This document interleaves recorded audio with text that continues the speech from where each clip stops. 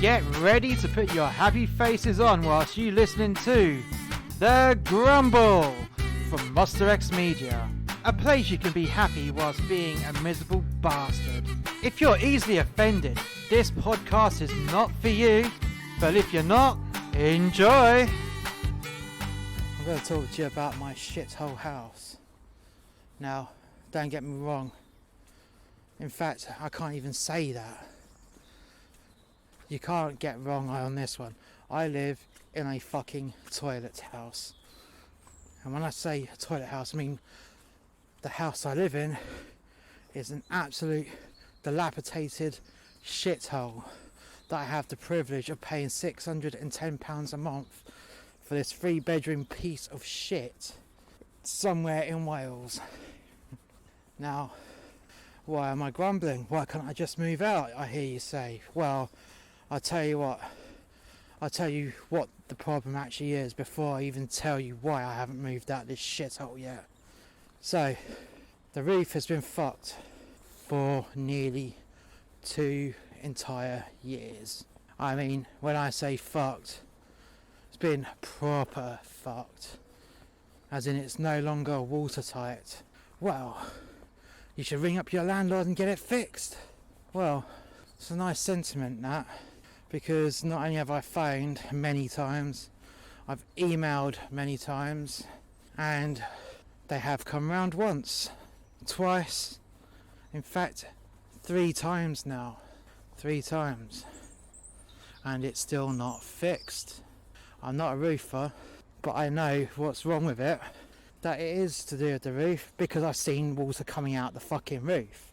And the estate agents and landlords don't seem to get this. After numerous complaints about the roof the first time round, it's not long after my heart attack. I'm recovering from a full-blown heart attack which I had in the summer, and I reported the roof as defective in a nice way. Defective in the summer, and it was nearly November when winter had set in. And a guy come round, inspected it. Yeah, I know what the problem is. It took another couple of weeks for the landlord to give in and say, okay, well, we'll pay for the repair. The repair, yeah? Not a new roof, but a repair. Okay, so the repair was done and water still came in. Great, fucking great. So not only is water coming in during the winter, we're now starting to get mould growing. So you can't exactly air the place out in the winter and have your heating on, because you can't afford to heat the fucking street. And plus Greta would be mad because you're just burning up all these fossil fuels for no reason. But fuck Greta. You're having to dry the walls out and having the windows open in the middle of winter, at the height of winter, and you're recovering from a heart attack. So you're having to walk around the house in layers whilst these walls are trying to dry out. You then carry on bitching about it. It's not fixed. Send someone round and have a look.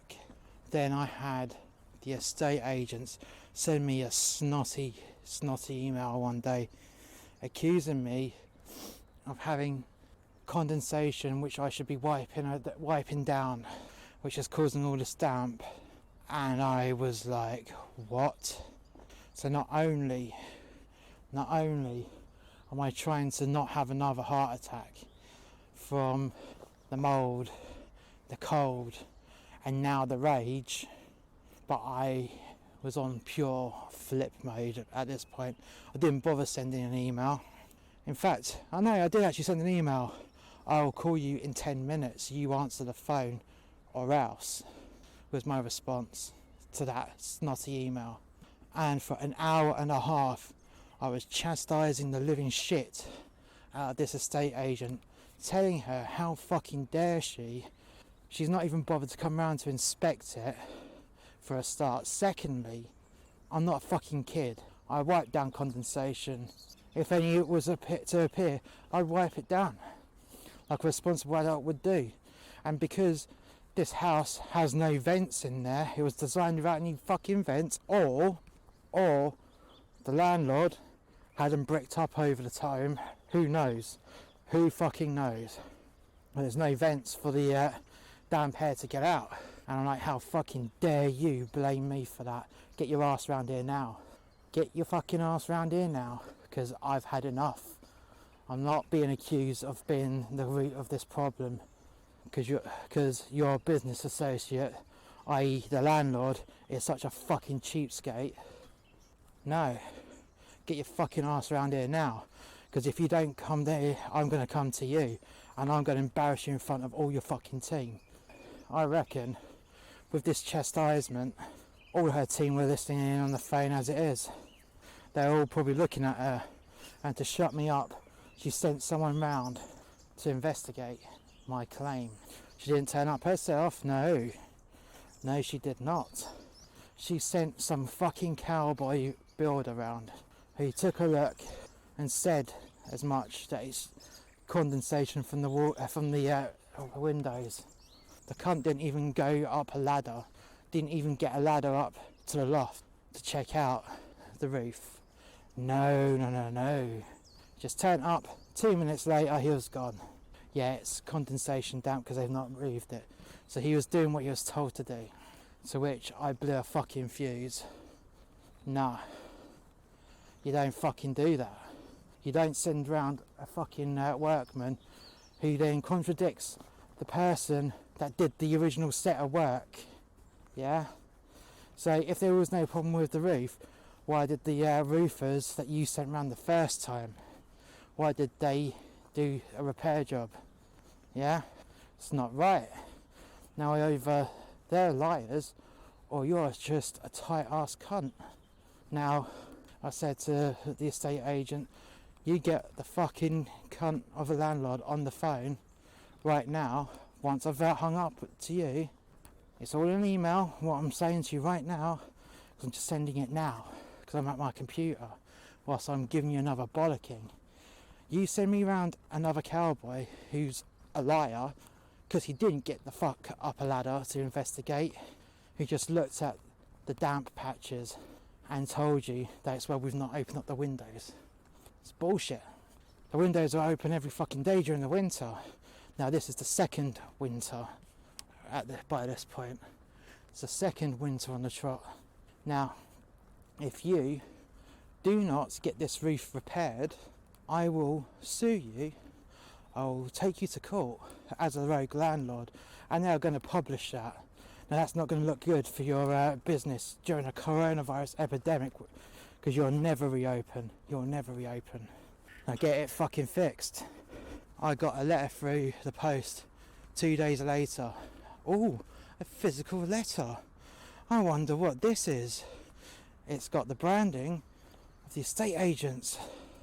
They actually sent me an official letter saying that there will be another roof around to do an assessment and get repairs on the way. Turns out that the roof was actually fucked, because in a matter of weeks after that, the scaffold come in, and then once the scaffold was up, within a week, the roof had turned up and began work. And I'm like, just before you start, mate, is this a patch up or a whole new roof?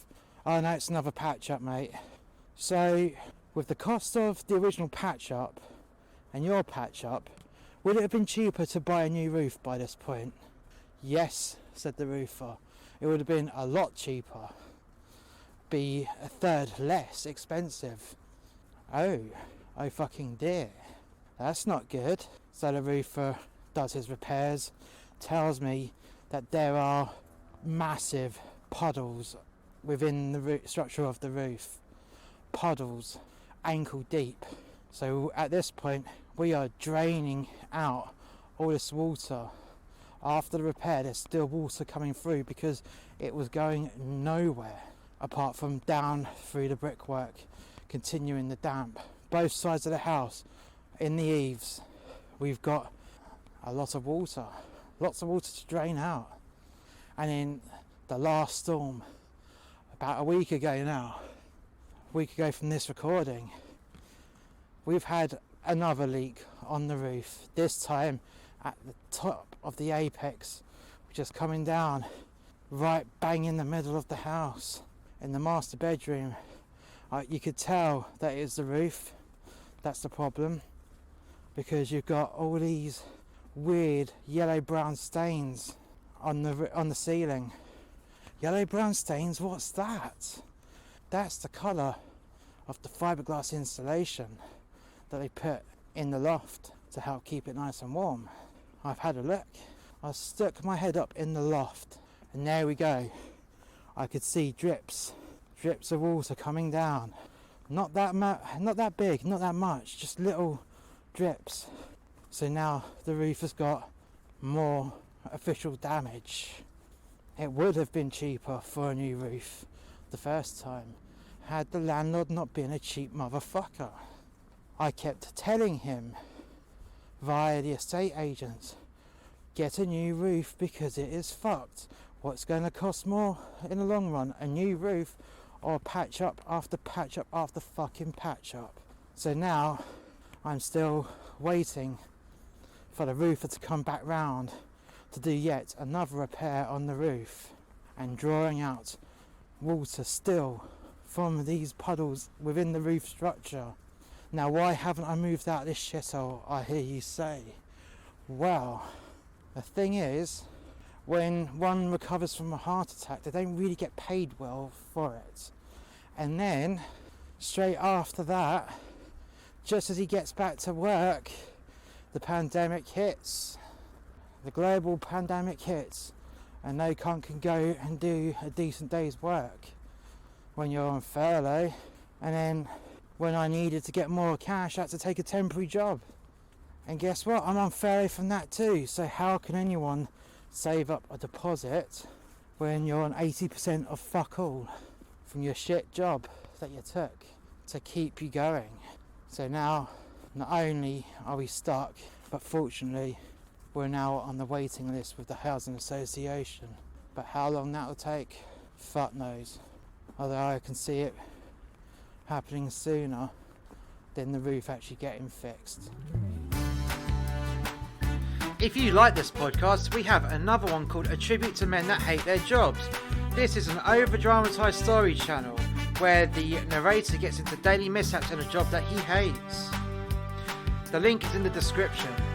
In addition, we also have a YouTube channel called The X Review, where I review and react to music videos. The link is also in the description. You can also follow us on Facebook. Just search for musterxmedia. And until next time, guys, bye for now.